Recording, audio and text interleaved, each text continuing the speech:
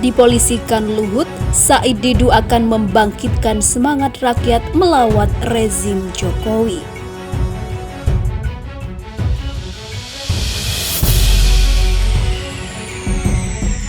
Sebelum lanjut, jangan lupa subscribe dan nyalakan tombol notifikasinya agar tidak ketinggalan info terbaru dari Santri Online.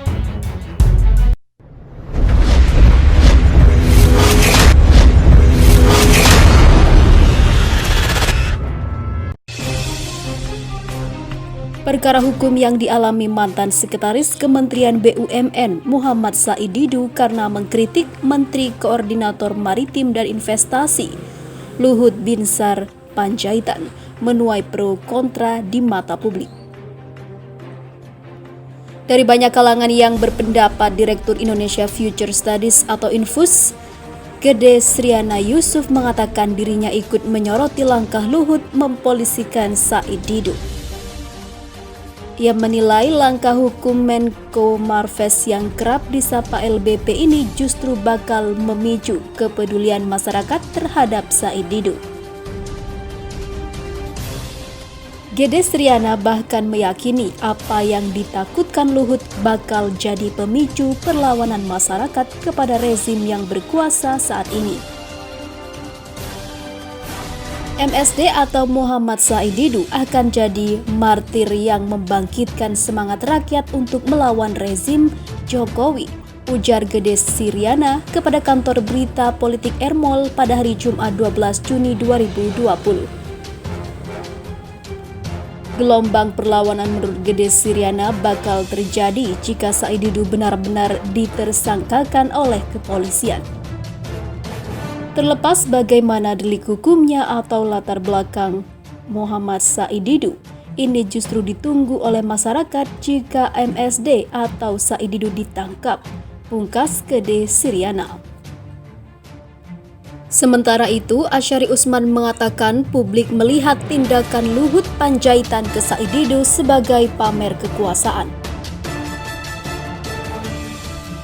Langkah Menteri Koordinator Maritim dan Investasi atau Menko Marves Luhut Binsar Panjaitan yang memperkarakan mantan Sekretaris Kementerian BUMN Muhammad Said Didu terus mendapat kritikan.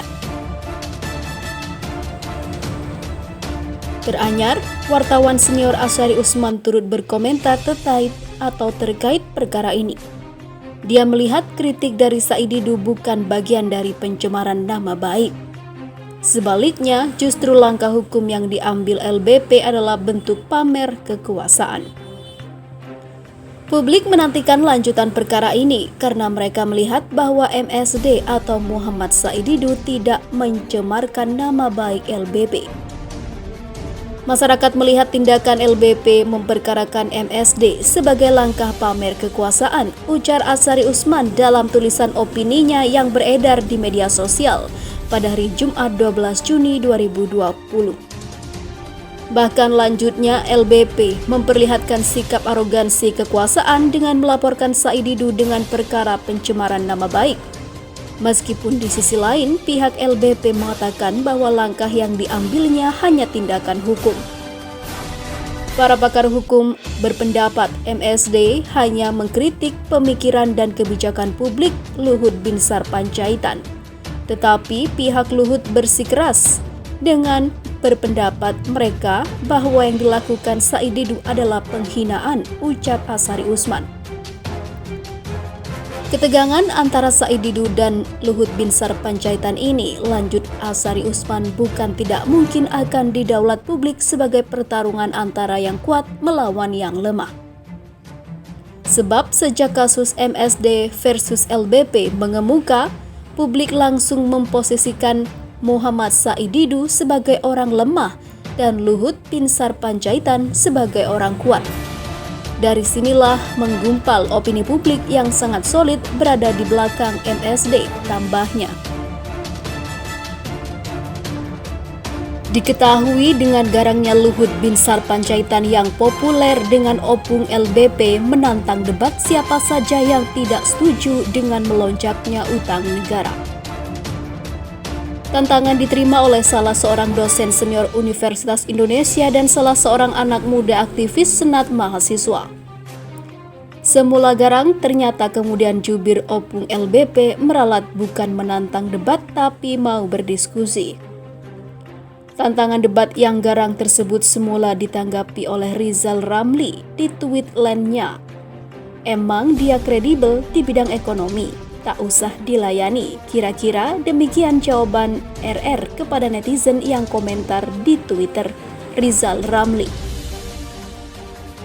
Prodem yang digawangi oleh Iwan Sumule mencoba meyakinkan Rizal Ramli untuk menerima tantangan tersebut dengan tujuan bukan pribadi Opung, akan tetapi untuk pencerahan kepada masyarakat dan demi perbaikan ekonomi bangsa. Rizal Ramli luluh jika dikaitkan dengan rakyat terutama kepentingan bangsa, sehingga bersedia untuk berdebat dengan syarat si Opung mengikut sertakan tim ekonomi, Menteri Keuangan Sri Mulyani dan Menko Perekonomian Airlangga Hartarto, karena merekalah yang mengatur ekonomi, bukan si Opung atau LBP.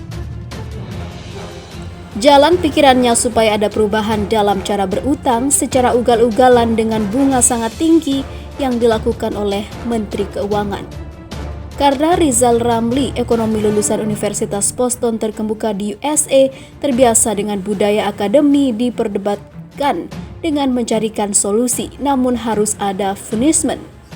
Rizal Ramli melalui perwakilannya Adi Mazardi meminta agar debat dilakukan secara terbuka untuk bisa pencerahan bagi bangsa Indonesia, bukan untuk cari panggung. Karena di Indonesia maupun internasional, Rizal Ramli sudah sangat dikenal kepakarannya.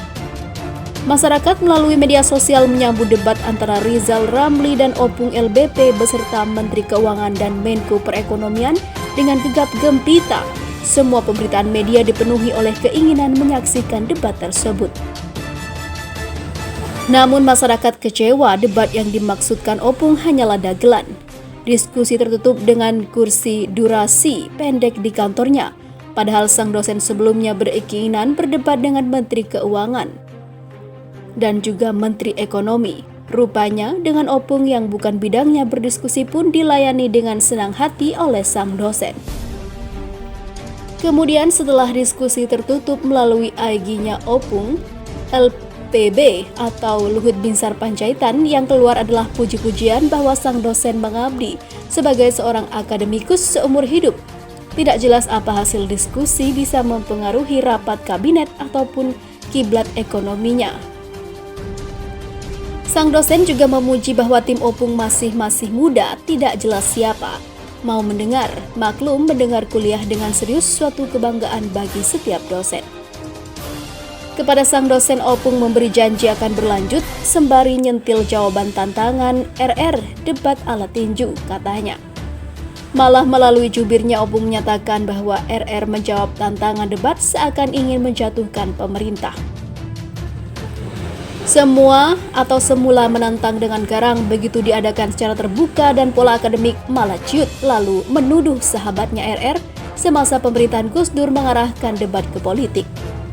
Sepertinya Luhut cuma bisa menggertak jika dihadapkan kepada diskusi secara benar malah ciut. Mencari-cari alasan lain untuk menghindar karena dia tidak akan mungkin membawa Menteri Keuangan dan Menko Perekonomian berdebat dengan RR yang akan melemahkan pemerintahan Jokowi. Perlu dicatat, 2 tahun lalu RR juga pernah menantang debat dengan Menteri Keuangan Sri Mulyani setelah Presiden Joko Widodo berpidato meminta agar Menteri Keuangan harus menjelaskan kepada masyarakat jika perlu dengan diskusi. Ternyata Sri Mulyani tidak berani melayani tantangan RR waktu itu. Masyarakat juga menunggu dengan antusias. Kaitan utang negara adalah kewenangan Menko Perekonomian dan Menteri Keuangan. Begitulah tatanan kabinet secara benar, akan tetapi karena Presiden Jokowi lebih percaya pada Opung, Opung pun akhirnya dikenal sebagai menteri segala urusan. Kemampuannya sering menggertak sehingga dijawil oleh SBY.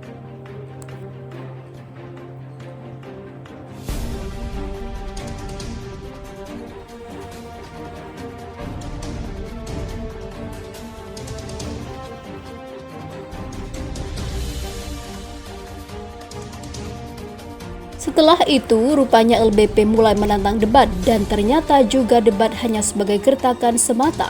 Itulah dagelan Luhut.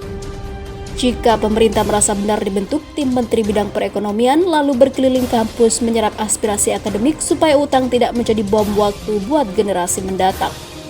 Atau minimal sediakan sedikit waktu menonton video RR di situ sering diselipkan kritik-kritik untuk mengurangi atau tidak berutang. Gratis pemikirannya tidak berbayar.